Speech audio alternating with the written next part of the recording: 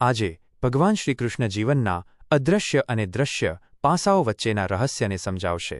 નમસ્કાર મિત્રો, ડિજિટલ કી શ્રીમદ ભગવદ્ ગીતા શ્રેણીમાં આપનું સ્વાગત છે। ગઈકાલે આપણે બીજા અધ્યાયના 27મા શ્લોકમાં જોયું કે જે જન્મે છે તેનું મૃત્યુ નિશ્ચિત છે અને જે મરે છે તેનો જન્મ નિશ્ચિત છે, તેથી આ અનિવાર્ય બાબતમાં શોક કરવો વ્યર્થ છે। આજે આપણે જોઈશું અધ્યાય 2 શ્લોક 28, જેમાં ભગવાન સમજાવે છે કે આ જગતના તમામ જીવો જન્મ પહેલા અને મૃત્યુ પછી અદૃશ્ય હોય છે, માત્ર વચ્ચેના સમયમાં જ દૃશ્યમાન થાય છે। 1. સંપૂર્ણ સંસ્કૃત શ્લોક। અવ્યક્તાદિની ભૂતાની વ્યક્તમધ્યાની ભારત અવ્યક્ત નિધનાન્યેવ તત્ર કા પરિદેવના 28। 2. સરળ ગુજરાતી અર્થ। શ્રી ભગવાન બોલ્યા, હે ભારત, અર્જુન, સંસારના તમામ પ્રાણીઓ જન્મ પહેલા અદૃશ્ય અવ્યક્ત હતા, મૃત્યુ પછી પણ તેઓ અદૃશ્ય થઈ જવાના છે, માત્ર વચ્ચેના સમયમાં જ તેઓ દૃશ્યમાન થાય છે, તો પછી આવી સ્થિતિમાં શોક કરવાનું કારણ શું? 3 અને 4 પ્રશ્નો અને તેના ઉત્તરો। 1. જન્મ પહેલા પ્રાણીઓની સ્થિતિ કેવી હોય છે? જવાબ: અવ્યક્તાદિની। જન્મ પહેલા તેઓ અદૃશ્ય કે અપ્રગટ હોય છે। 2. પ્રાણીઓ ક્યારે દેખાય છે? જવાબ: વ્યક્તમધ્યાની, માત્ર જીવનના મધ્યકાળમાં જ દૃશ્યમાન થાય છે। 3. મૃત્યુ પછી શું થાય છે? જવાબ: અવ્યક્ત નિધનાની, તેઓ ફરીથી અદૃશ્ય અવસ્થામાં જતા રહે છે। 4. ભગવાન અર્જુનને શું પૂછે છે? જવાબ: તત્ર કા પરિદેવના, તો પછી આમાં શોક કે વિલાપ કરવાનું કારણ શું? 5. ભૂતાની એટલે શું? જવાબ: તમામ જીવંત પ્રાણીઓ। 6. આ શ્લોક જીવનને કઈ રીતે જોવાની દ્રષ્ટિ આપે છે? જવાબ: જીવનને એક પરપોટા જેવું ક્ષણિક માનવાની દ્રષ્ટિ આપે છે। 7. શું આત્મા નાશ પામે છે?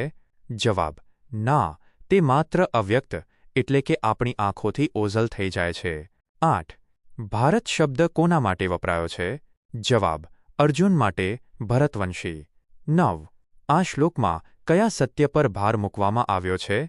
જવાબ: સંસારની અનિત્યતા અને અસ્થાયીપણા પર। 10. આ શ્લોક કયા અધ્યાયનો છે? જવાબ: બીજા અધ્યાયનો 28મો શ્લોક। 5. જીવનનો ઉદ્દેશ। 1. જીવનની ક્ષણભંગુરતાનો સ્વીકાર, મોહનો ત્યાગ। આપણને લાગે છે કે આપણા સંબંધો અને આ શરીર કાયમી છે, પણ ભગવાન કહે છે કે આ તો માત્ર એક વચ્ચેની મુસાફરી છે। જેમ રેલવે સ્ટેશન પર 2 ટ્રેન વચ્ચે જે મુસાફરો મળે છે તે ટ્રેન આવતા પહેલા ક્યાં હતા તે આપણને ખબર નથી, અને ટ્રેન ગયા પછી ક્યાં જશે તે પણ ખબર નથી। જીવનનો ઉદ્દેશ એ છે કે આપણે આ ક્ષણિક મેળામાં બહુ ઊંડા મોહમાં ન ફસાઈએ। જ્યારે આપણને સમજાય કે જે દેખાય છે તે માત્ર થોડા સમય માટે જ છે, ત્યારે આપણે નકામા વળગણ અને દુઃખમાંથી મુક્ત થઈ શકીએ છીએ। 2. અદૃશ્ય અને શાશ્વત સત્ય પર ભરોસો, સાચી ઓળખ। માણસ માત્ર એટલું જ સાચું માને છે જેટલું તેને દેખાય છે, પણ આપણું મૂળ સ્વરૂપ આત્મા તો જન્મ પહેલા પણ હતું અને મૃત્યુ પછી પણ રહેશે। જીવનનો ઉદ્દેશ એ હોવો જોઈએ કે આપણે આપણી જાતને માત્ર આ દેખાતા વ્યક્ત શરીર પૂરતી મર્યાદિત ન રાખીએ। આપણે તે અનંત યાત્રાના મુસાફર છીએ જેનો મોટો હિસ્સો અદૃશ્ય છે। આ સમજણ આપણને મૃત્યુના ભયથી બચાવે છે, કારણ કે મૃત્યુ એટલે વિનાશ નહીં, પણ માત્ર અદૃશ્ય થવું છે। 3. શોકરહિત અને વર્તમાનલક્ષી જીવન, સ્થિતપ્રજ્ઞતા। જો બધું જ અદૃશ્યમાંથી આવીને અદૃશ્યમાં જવાનું હોય તો વચ્ચેના થોડા સમય માટે રડવાનો શું અર્થ?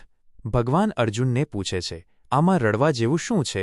જીવનનો ઉદ્દેશ એ છે કે આપણે શોક કરવામાં આપણી શક્તિ ન વેડફીએ, પણ જેટલો સમય આપણી પાસે આ વ્યક્ત સ્વરૂપ છે તેટલા સમયમાં શ્રેષ્ઠ કર્મો કરીએ। જે જતું રહ્યું છે તે તેના અસલી ઘરે અવ્યક્તમાં ગયું છે એવું માનીને શાંતિ જાળવવી એ જ સાચું જ્ઞાન છે। નિષ્કર્ષ ટૂંકમાં 1. જીવન એ માત્ર 2 અદૃશ્ય છેડા વચ્ચેનો એક નાનો પ્રકાશ છે, માટે તેને બહુ ગંભીરતાથી લઈને દુઃખી ન થાઓ। 2. જે દેખાય છે તે જ સત્ય નથી, જે નથી દેખાતું આત્મા તે વધારે મોટું અને કાયમી સત્ય છે। 3. મૃત્યુ એટલે અંત નહીં, પણ ફરીથી મૂળ અવસ્થામાં પરત ફરવું છે, માટે વિલાપ કરવાનું છોડી દો। મિત્રો, આજે આપણે જોયું કે જીવન માત્ર વચ્ચેનો એક પડાવ છે। હવે પછીના શ્લોકમાં ભગવાન એક અદ્ભુત વાત કરશે કે આ આત્મા એટલો ગૂઢ છે કે કોઈ તેને આશ્ચર્યથી જુએ છે, કોઈ આશ્ચર્યથી સાંભળે છે, તોય કોઈ તેને સમજી શકતું નથી। ડિજિટલ કી સાથે જોડાયેલા રહો। આવતીકાલે ફરી મળીશું રાત્રે 8 વાગ્યે. જય શ્રી કૃષ્ણ. તમારી